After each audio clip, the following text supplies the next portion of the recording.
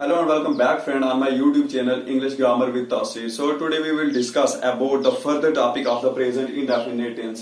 जैसा कि हमने पिछली वीडियो में प्रेजेंट इंडेफिनिट टेंस का सिंपल सेंटेंस पढ़ा था, ले आज हम पढ़ेंगे नेगेटिव सेंटेंस के बारे में। ठीक है, तो अगर जिसने मेरी पिछली वीडियो नहीं देखी है तो मैं उसका लिंक डिस्क्रिप्शन बॉक्स में डाल रहा हूं, आप वहां से पहले वो वाली वीडियो देख के आओ, उसके बाद आकर आप ये वाली वीडियो देखो। ठीक है, so let us move towards our topic. ठीक है, चलो हम स्टार्ट करते हैं।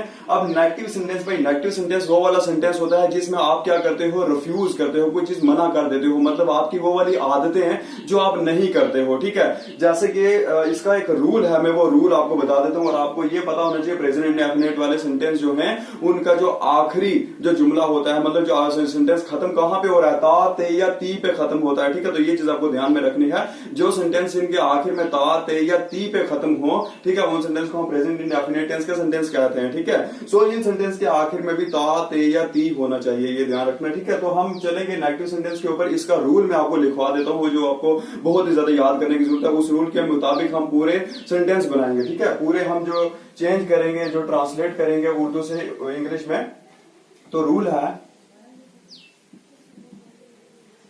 है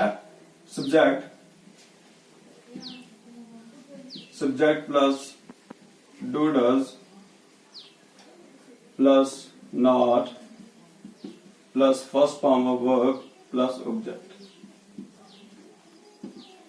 भाई सिंपल सा रूल है। ठीक है, क्या रूल है? Subject plus do does plus not plus verb की फर्स्ट फॉर्म, और you can say that first form of verb plus object. ठीक है, अब आपको यहां पर क्या चीज देखने की जरूरत है, यहां पर ये डू डज नया है। भाई मैंने आपको पहले जो वीडियो बनाई थी, जब सेंटेंस बनाए थे, तो मैंने बोला था वहां पर इज जो है as a helping verb use हुआ, लेकिन यहां पर ये डू डज जो है इनको भी हम हेल्पिंग वर्ब कहते हैं। ये चीज ध्यान रखना भाई, ये डू डज जो है as a helping verb use होते हैं। ठीक है, सो डू डज, अब ये आपको ध्यान रखना है कि डू किसके साथ लगता है और डज किसके साथ लगता है। ठीक है, तो सिंपल सी बात है, जो डज है वो यूज होता है ही शी इट, आइदर किसी का नाम होगा तो।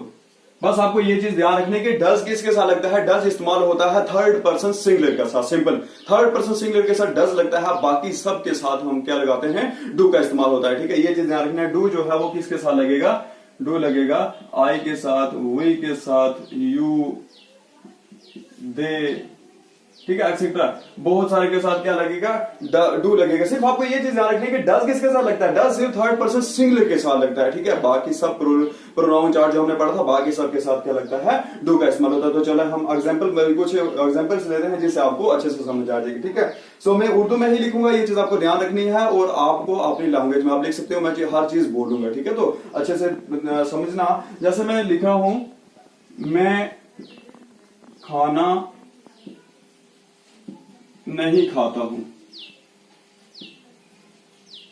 ठीक है, अब आपको पहले तो ये चीज समझने की जरूरत है कि ये वाला जो प्रेजेंट इंडेफिनिट टेंस का सेंटेंस कैसे हुआ, क्योंकि आखिर में हमने क्या देखा, यहां पर था। ठीक है, इसका मतलब यहां से हमें समझ आ गई ये प्रेजेंट इंडेफिनिट टेंस का सेंटेंस है। अब हमें ये कैसे पता चलेगा कि ये नेगेटिव सेंटेंस है, जब हम यहां पर देखेंगे कि नहीं, मना कर रहे हैं। ठीक है, हम अपनी आदत को मना कर रहे हैं कि मैं खाना नहीं खाता हूं। ठीक है, सो अब मैं खाना नहीं खाता हूं मतलब मैं खुद की बात कर रहा हूं, तो मैं फर्स्ट पर्सन हूं, फर्स्ट पर्सन सिंगुलर, अकेले की बात कर रहा हूं। ठीक है, सो वहां पर क्या यूज होगा, वहां पर आई का इस्तेमाल होगा। ठीक है, सो आई, अब आई सब्जेक्ट तो हमने लिख लिया आई। ठीक है, उसके बाद क्या है, डू या डज का इस्तेमाल करना है, हेल्पिंग वर्ब। तो मैंने बताया कि जो आई के साथ क्या लगेगा, डू लगेगा। ठीक है, तो आई डू, उसके बाद क्या आता है, नॉट, आई डू नॉट।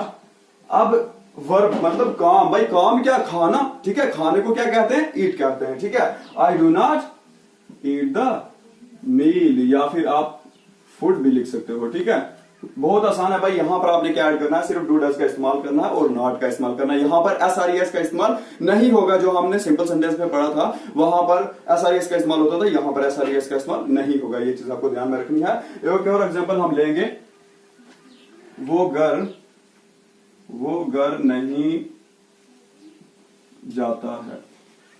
ठीक है, अब यहां पर कैसे पता चलेगा कि ये प्रेजेंट इंडेफिनिट टेंस का सेंटेंस है, जब हम देखेंगे यहां पर क्या था, ठीक है, तो यहां से पता चलेगा ये प्रेजेंट इंडेफिनिट टेंस का सेंटेंस है। तो जब हम यहां पर नहीं देखेंगे तो यहां पर पता लग जाएगा ये नेगेटिव सेंटेंस है। ठीक है, तो यहां पर हम वो घर नहीं जाता है, वो मतलब कोई लड़का है, कोई तीसरा बंदा है। ठीक है, तो यहां पर लड़की के लिए क्या इस्तेमाल होता है, ही का इस्तेमाल होता है। ठीक है, तो हम लगाएंगे यहां पर ही। ठीक है, अब ही के साथ क्या यूज होता है, ही के साथ डज का इस्तेमाल होता है। ठीक है, सो ही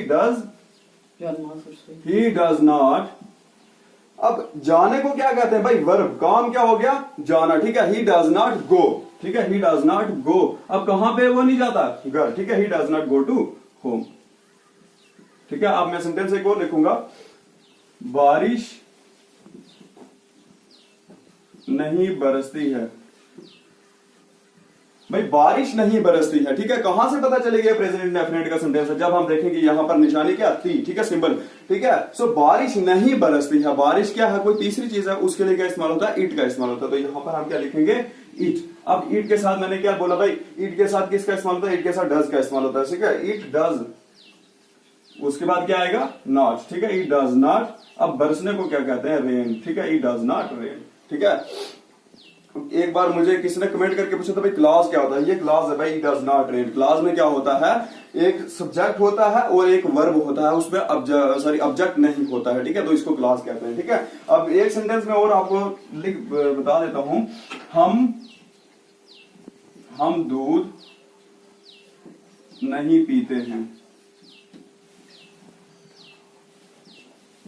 ठीक है, हम दूध नहीं पीते हैं। भाई बहुत सारे बंदे होते हैं जो दूध नहीं पीते हैं। ठीक है, सो यहां पर ये ते से हमें पता चलेगा ये प्रेजेंट इंडेफिनिट टेंस का सेंटेंस है। ठीक है, तो मना कर रहे हैं। ठीक है, सो हम दूध नहीं पीते मतलब हम, फर्स्ट पर्सन प्लूरल। ठीक है, तो उसके लिए क्या इस्तेमाल होता है, हम मतलब वी। ठीक है, सो वी के साथ किसका इस्तेमाल होता है, डू या डज, वी के साथ डू का इस्तेमाल होता है। ठीक है, सो वी डू नॉट। ठीक है, उसके बाद क्या आएगा, नॉट आएगा, वी डू नॉट। अब पीने को क्या कहते हैं भाई, drink. We do not drink the milk. ठीक है, we do not drink the milk, हम दूध नहीं पीते हैं। आप मैं एक आखिरी एग्जांपल बताऊंगा, उसके बाद आपको कम से कम मुझे 5 जो है सेंटेंस बना के कमेंट सेक्शन में मुझे कमेंट करना है। ठीक है, सो आखिरी में लिखूंगा, तुम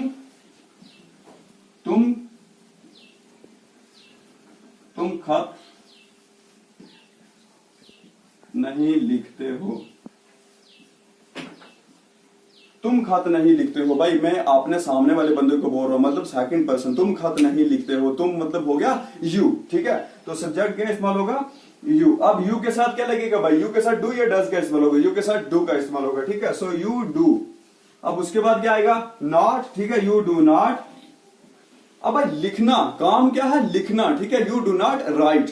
ठीक है, लिखने को क्या कहते हैं, write. You do not write a letter, तुम खत नहीं लिखते हो। ठीक है, सो मैं अपने यहां पर ये वीडियो खत्म कर रहा हूं। ठीक है, आज के टॉपिक इतना ही था। उसके जब नेक्स्ट वीडियो आएगी तो उसमें हम पढ़ेंगे इंटरोगेटिव सेंटेंस के बारे में। ठीक है, so have a good day.